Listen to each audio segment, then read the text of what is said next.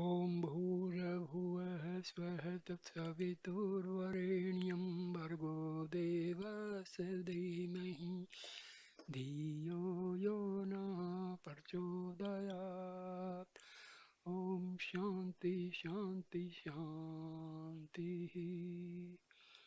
Namaste, my dear friends. I am giving you a very important video about the teachings of Annamalai Swami. What is the correct way to pursue self-inquiry? A question was asked to Annamalai Swami.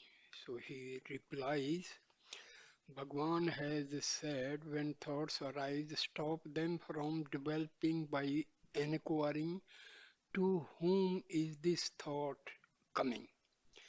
As soon as the thought appears, what does it matter if many thoughts keep coming? Inquire into their origin or find out who has the thoughts, and sooner or later the flow of thoughts will stop. This is how self inquiry should be practiced. First, seal off the entrances and exist to the mind by not reacting to rising thoughts or sense impressions. Don't let new ideas, judgments, likes, dislikes, etc. enter the mind, and don't let rising thoughts flourish and escape your attention. Thoughts need a thinker to pay attention to them and indulge in them. If the thinker withholds his attention from rising thoughts or challenges them before they have a chance to develop, the thoughts will all die of starvation. You challenge them by repeatedly asking, Who am I? Who is the person who is having these thoughts? For it to be effective, you must make it before the rising thoughts has had a chance to develop into a stream of thoughts.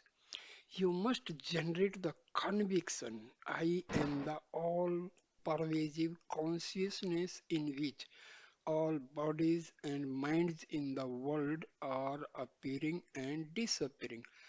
I am that consciousness which remains unchanged and unaffected by these appearances and disappearances. Stabilize yourself in that conviction. That is all you need to do.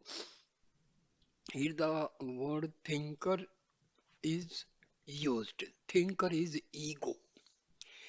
Ego gives rise to continuous thought from the soul. So we have to have the control over this ego. It should stop thinking about the new thoughts. Then the flow of thoughts will be slowed down. Because in the query, who am I? Here, this I is ego only, not the real I, not the self. So we have to understand who am I, who is the query, am is the existence, and I is the ego. Now, again, another question is put to Annamalai Swami by a devotee. He says, But I am so accustomed to feeling I am this little self, I need help.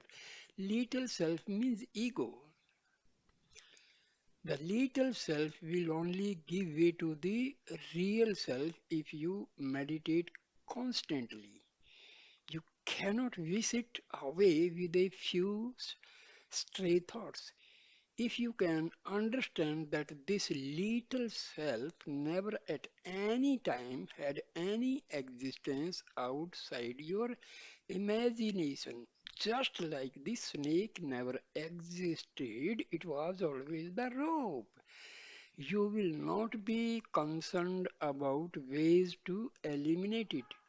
Your desire for help in eliminating it is part of your problem. Don't make the mistake of imagining there is some goal to be reached or attained. If you think like this, you will start to look for methods and people to help you.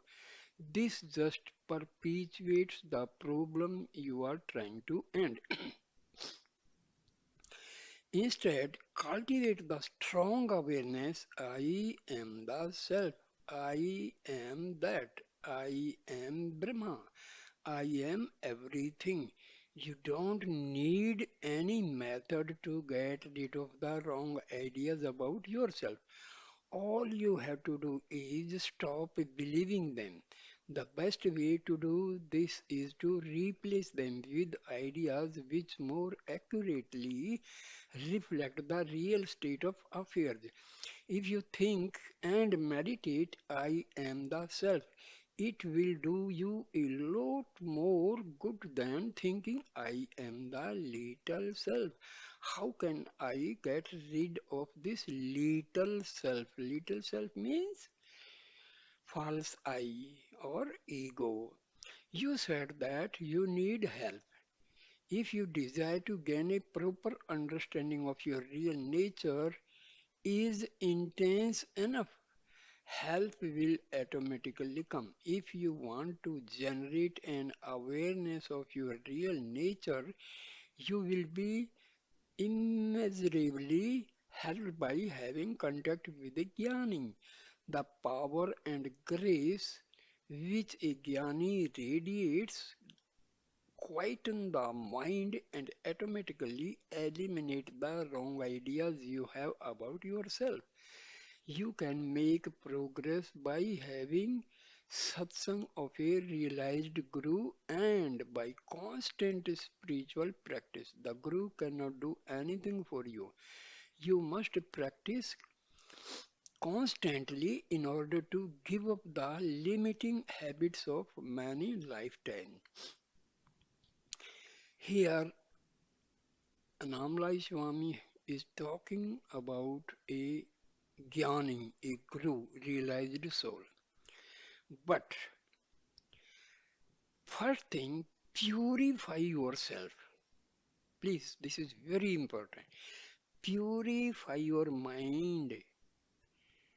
Do self inquiry in the correct way. A time will come, your soul, your Atma, or God will come as a guru. Sometime God will send a physical guru or your Atma will act as the guru. So do not dishearten yourself that I am not having a physical guru. Once you are going on the right track and you are observing the correct procedure of self inquiry, you will get all the help from divine power, divine forces. Even, even the sages who have left their physical body, they will come and help you. Make sure this is the correct and the 100% truth. See, you take the example of Acharya Sri Ram Sarma, who has founded this Gayatri Parivar. He was helped by a guru who was not in the physical frame but in astral body. That guru used to visit him and guide him. So please make sure first thing you have to start your sadhanas in the right direction as has been told by Maharishi Ramana or Annamalai Swami, Om Sadhu and all these devotees of Maharishi Ramana, you will get. Don't be afraid of that you will not get any guru means the guide. Your atma, even God in many other forms can guide you. So sometimes you may get a physical guru, otherwise don't be disappointed. Once you are observing all the correct procedures, God will help you. God may send a physical guru or God may come in any other form, but you will get the help. Please make sure, and this is 100% correct. Next question was put to Annamalai Swami. How does Maya operate? How is the self concealed from itself? This is a very, very important query. This Annamalai Swami replies, the self, which is infinite power and the source of all power, is indivisible. Yet, within this indivisible self, there are five Shaktis or powers with varying functions which operate simultaneously. The Shaktis are creation, preservation, destruction, veiling. This is the Maya. And grace. The fifth Shakti, grace, contacts, counteracts and removes the fourth Shakti, which is Maya. When Maya is totally inactive, that is when the identity with the body and mind has been dropped. There is an awareness of consciousness of being. When one is established in that state, there is no body, no mind, no world. These three things are just ideas which are brought into an apparent existence when Maya is present and active. The sole effective way to dissolve Maya is the path shown by Bhagwan Maharishi Ramana. One must do self-inquiry and discriminate between what is real and what is unreal. It is the power of Maya which makes us believe in the reality of things which have a reality. If you ask, what are these imaginary things? The answer is everything that is not the formless self, the self alone is real, everything else is a figment of our imagination. It is not helpful to inquiry why there is Maya and how it operates. If you are in a boat which is leaking, you don't waste time asking whether the hole was made by an Italian, a Frenchman, or an Indian. You just plug the leak. Attempting to find the origin of Maya with your mind is doomed to fail because any answer you come up with will be a Maya answer. Es- Establish yourself in the self, then watch how Maya takes you over each time you fail to keep your attention there. See, we must establish the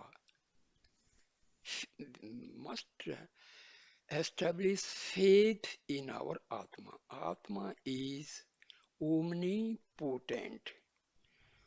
So once you have the real faith in your Atma, the veiling Shakti that is called Maya, it will be weakened and it can be removed completely by the Atma. So do not dishearten yourself. This Maya is actually non-existent. Maya is, you know, it is the Shakti, it is the power of Brahma.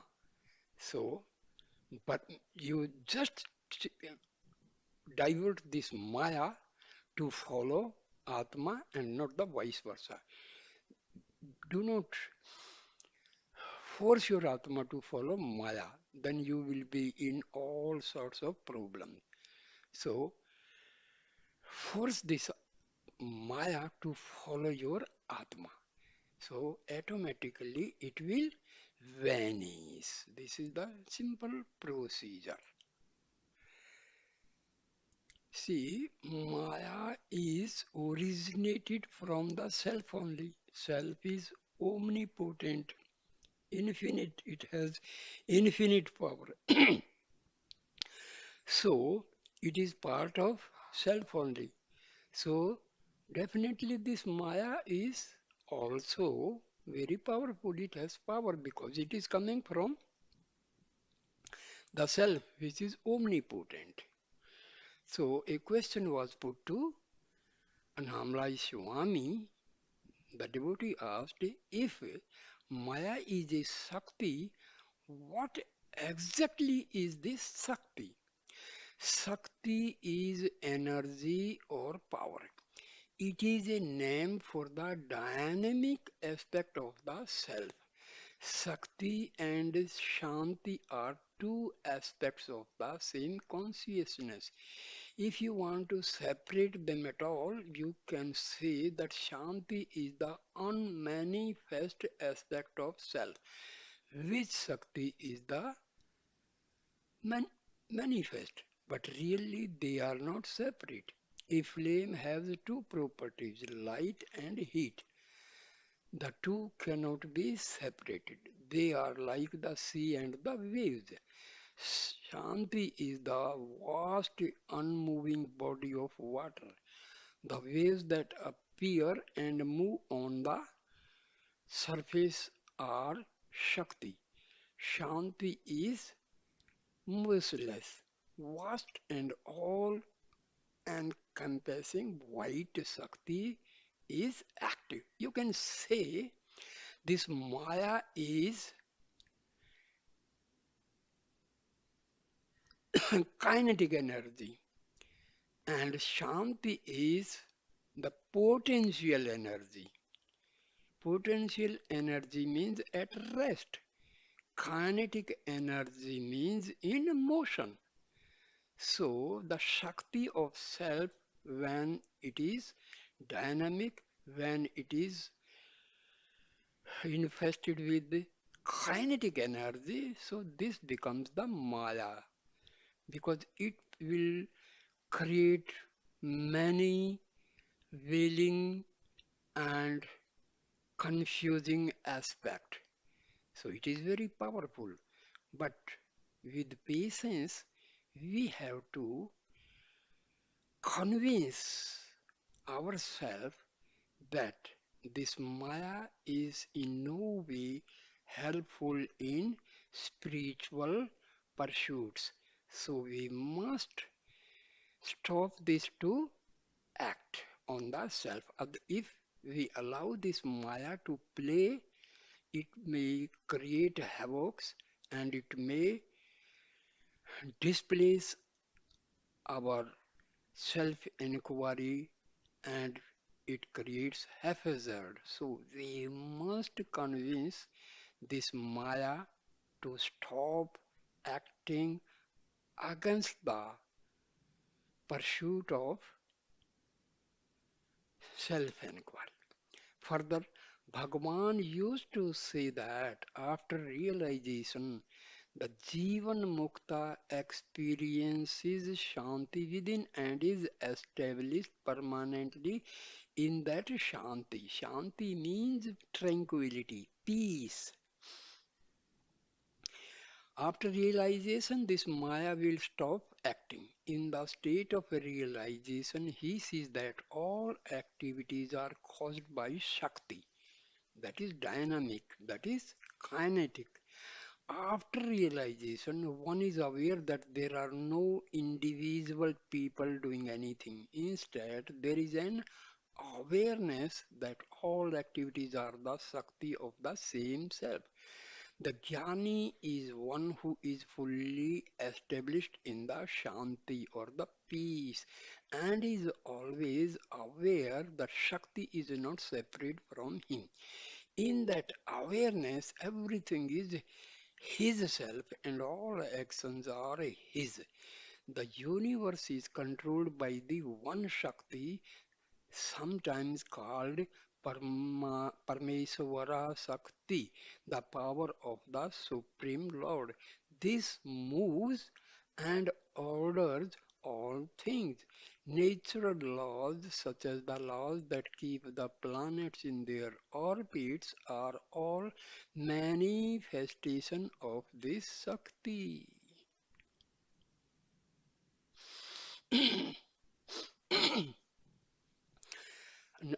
Next, another question is put to Annamalai Swami. If everything is the self, even Maya, then why can't I see the self?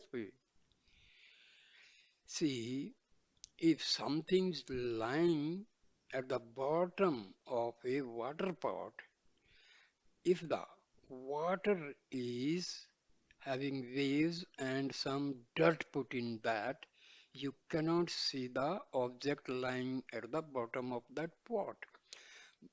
But when the water is pure and there are no disturbances in the water, that time you can see the pot. Same way, due to various reasons, due to vasanas, due to continuity of thoughts, due to this maya, because these act as veiling power.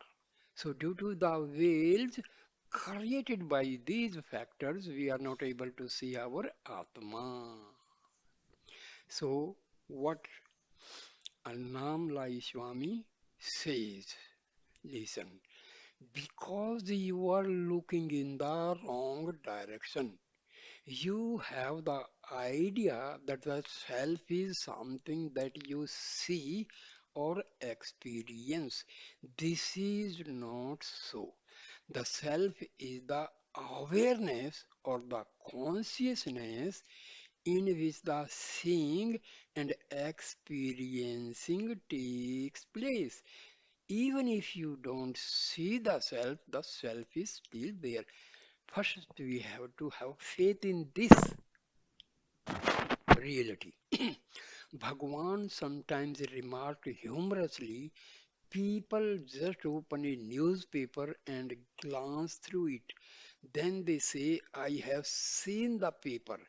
But really, they have not seen the paper.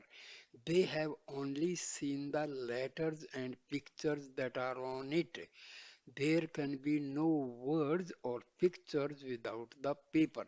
But people always forget the paper while they are reading the words. Same way, we are completely indulge ourselves in the thoughts, in the maya, in the egoistic attitude.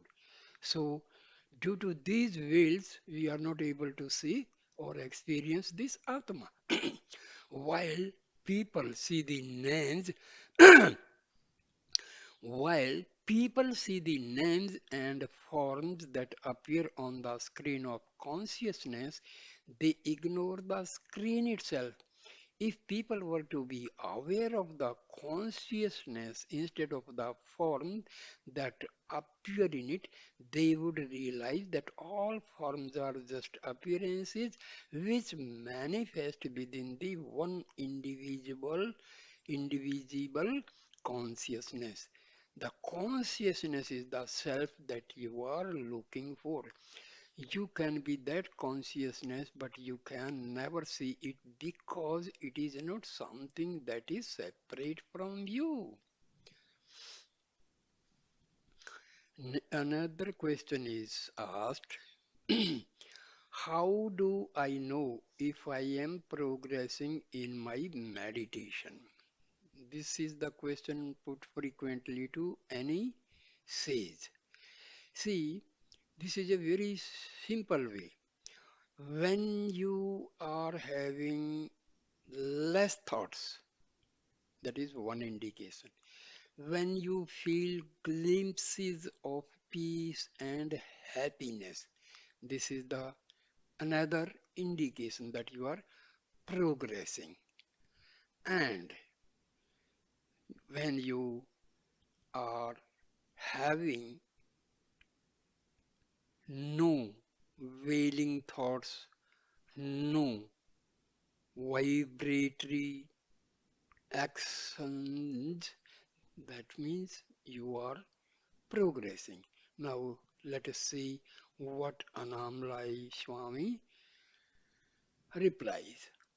Those who meditate a lot often develop a subtle form of ego.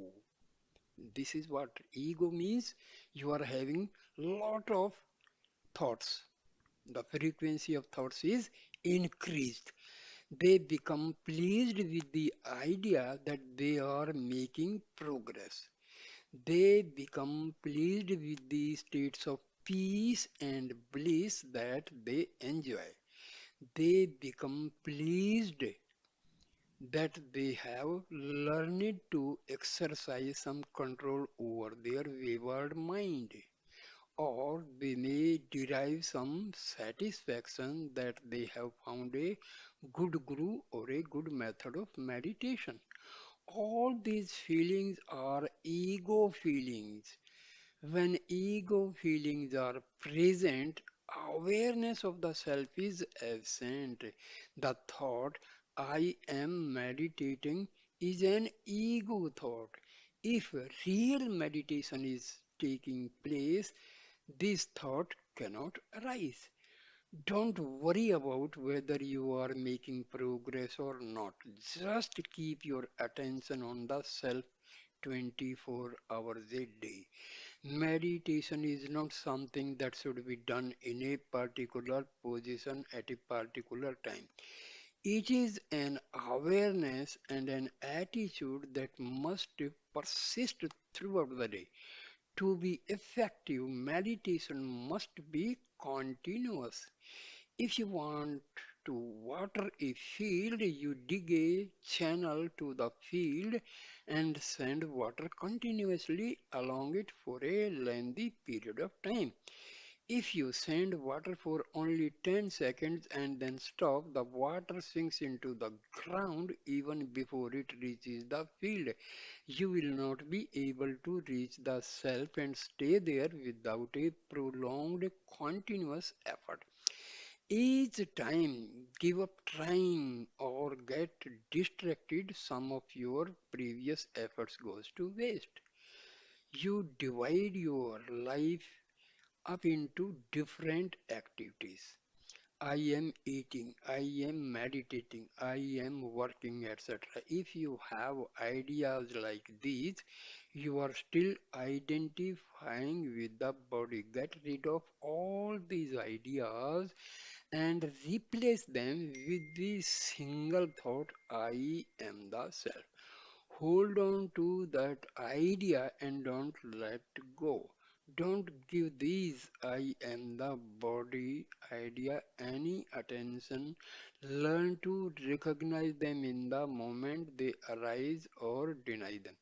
Stay firmly in the self and don't allow the mind to identify with anything that the body does.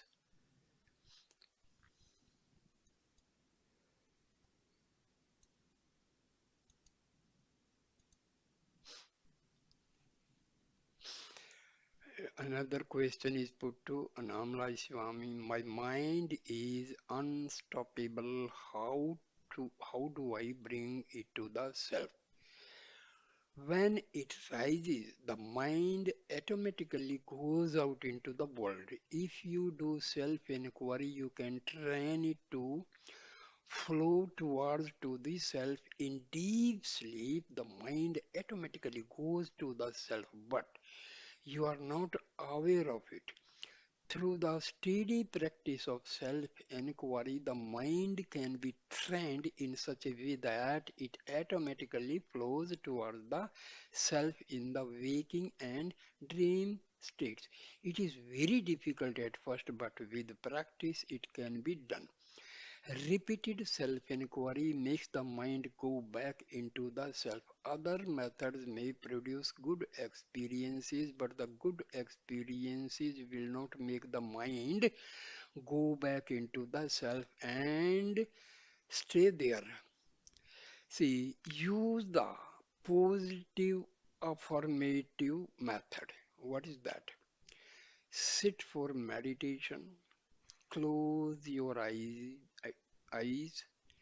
See that there is no external disturbance, there is no noise.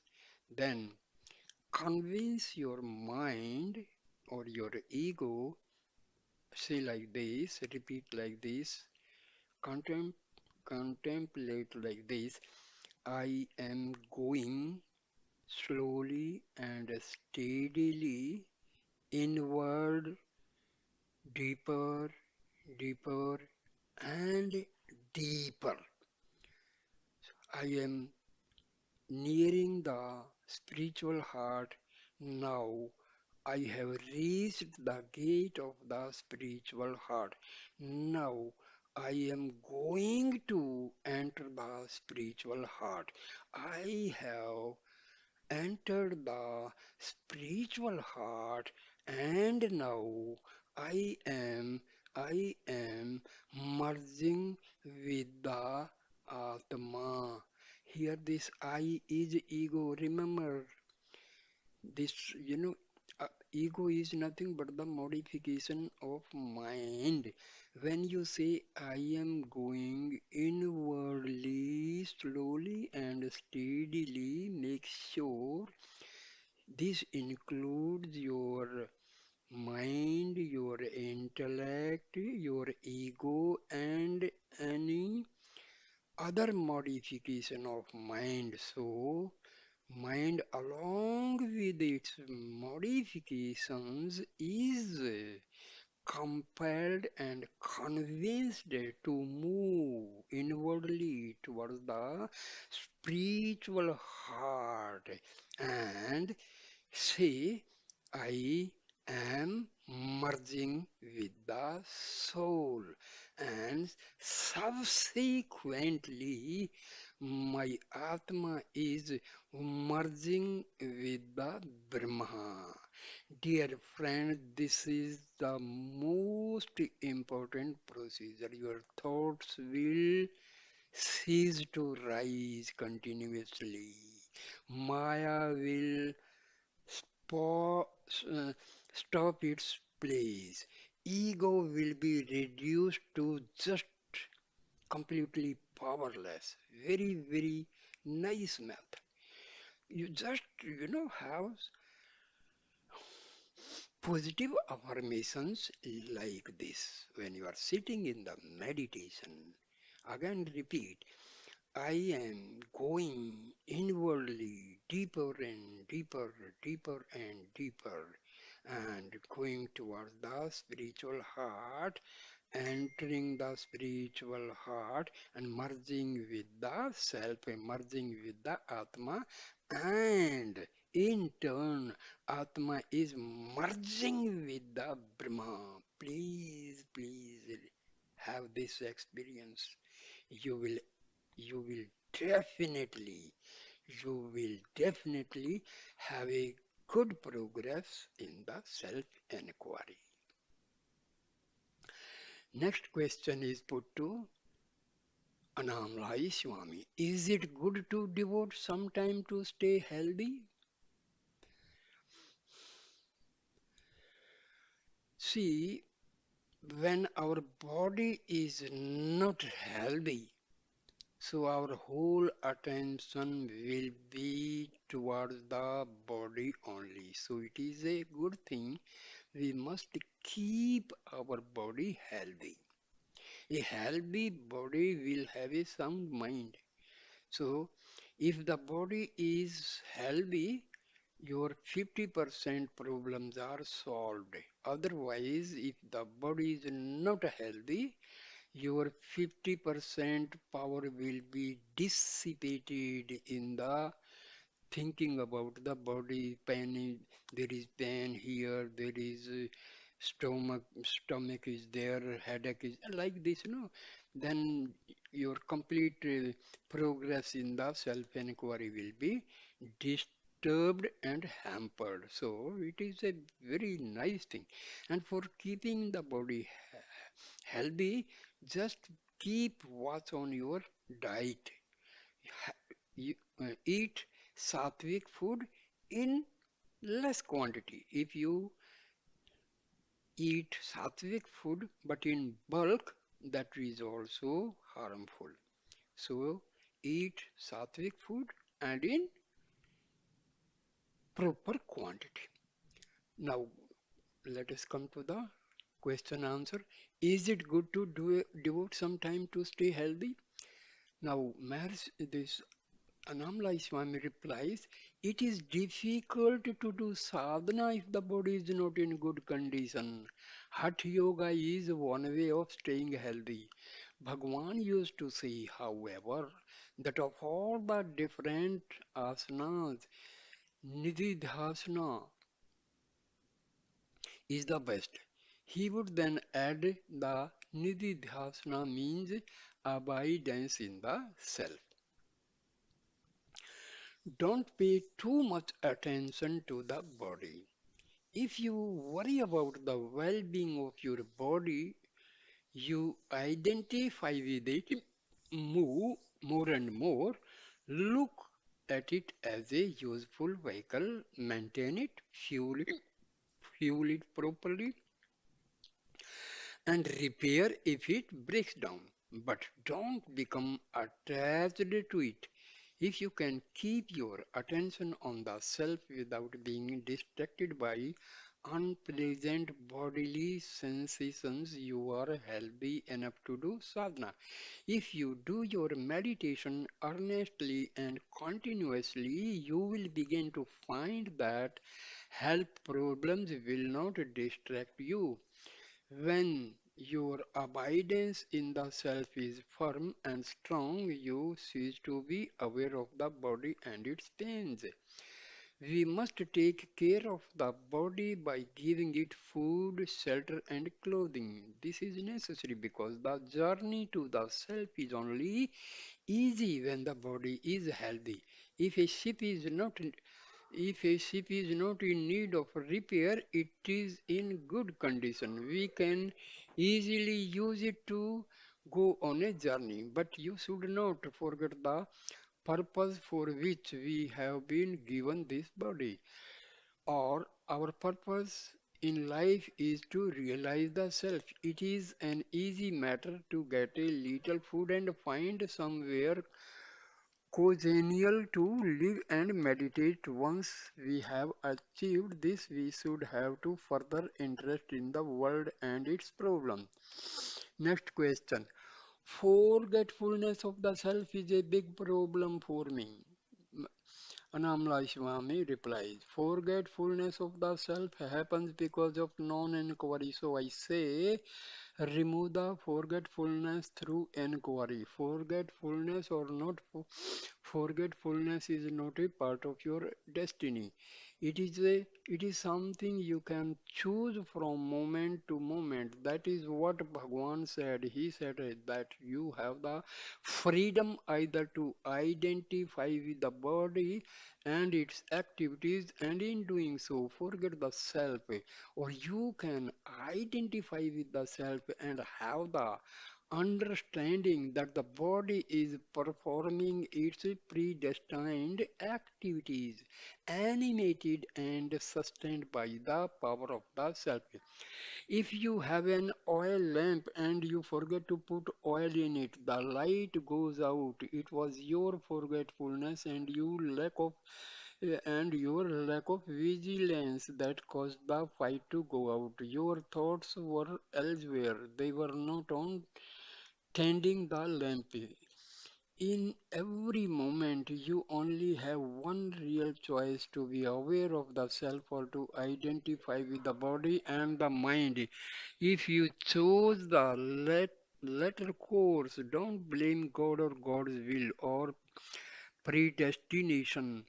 God did not make you forget the self. You yourself are making that choice every second of your life. Next question is put: if you remain in the self, inquiry will not be necessary. If you move away from the now this is the continuity of the answer by Annamalai Swami. If you remain in the self, inquiry will not be necessary. If you move away from the self and go back to the mind, you then have to inquiry again and go back to yourself. Who is this I? It is neither the body nor the mind. If you remain as the self, there is neither body nor mind. So, what is the I? Inquire into it and find out for yourself. When you see the rope, what happens to the snake? Nothing happened to it because there never was a snake.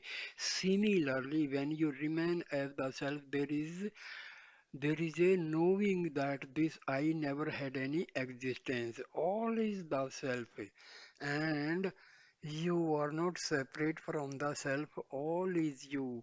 Your real state is the real, and in that state there is no body and no mind. This is the truth, and you know it by being it. This I am the body idea is wrong. This false idea must go, and conviction I am the self should come to the extent that it becomes constant. At the moment that this I am the body idea seems very naturally for you, you should work to the point where I am the self becomes natural to you. It happens when the wrong idea of being the body goes, and when you stop believing it to be true, it vanishes as darkness vanishes when the sun appears. This life is all a dream within a dream within a dream. We dream this world, we dream that, we die and take birth in another body, and in this birth we dream that we have dreams. All kinds of pleasures and sufferings alternate in these dreams, but a moment comes when waking up happens. In this moment, which will call realizing the self, there is the understanding that all births, all the deaths, and all the sufferings, and all the pleasures were unreal dreams that have finally come to an end. Bhagwan has instructed us in Who Am I to see the whole world as a dream. When a realization comes, nothing will affect you because you will have the firm knowledge that all manifestation is an unreal dream. Now, Annamalai Swami's final words. If you stumble around in the darkness of your mind, not knowing that you have a torch in your hand, that light is the light of the self, switch it on and leave it on, and you will never stumble again. You are all here because there is a desire in you to realize the self. This desire does not arise randomly or accidentally in some people and not in others. It is there because of the punyas, that is good acts, that may have come from meditation, charitable words, and so on. These punyas will manifest as a desire for freedom, a desire to do earnest sadhana, a desire to find a good teacher in whose presence the truth will be taught and revealed. If someone is destined to be Jnani in this life, it means that he has come to this final birth with a mountain of punyas to his credit. These punyas will take him to real guru, to a real satsang, and in this environment he will do sadhana and achieve the goal. If one does not have this mountain of punyas from the past, there will be no desire for freedom, no desire to look for a guru who can deliver it. The self is readily available all the time, but we cannot be aware of it or even put our attention on the thought of it because our vasanas are continuously leading our interest and attention in other directions. That's why it is so important to have the awareness. I am not the mind, I am the self. You have to forcibly drag your wandering attention back to the self. Each time it shows an interest in going anywhere else. Don't be interested in the words that the mind is serving up for you. It is putting them there to tempt you into a stream of thoughts that will take you away from the self. You have to ignore them all and focus on the light that is shining within you. I ask you to put all your attention, all your interest on realizing this final teaching. I am not the body or the mind, I am the self, all is the self. This is Bhagwan's final teaching. Nothing more needs to be added to it. Keep in good company while you pursue this knowledge, and all will be well. This was the final teaching of Bhagwan as well as Annamalai Swami. So, my dear friend, thank you for watching and listening this video. Please like, comment, and share this video and subscribe my channel. This is your channel, my dear friend. Thank you. Namaste. Namaste.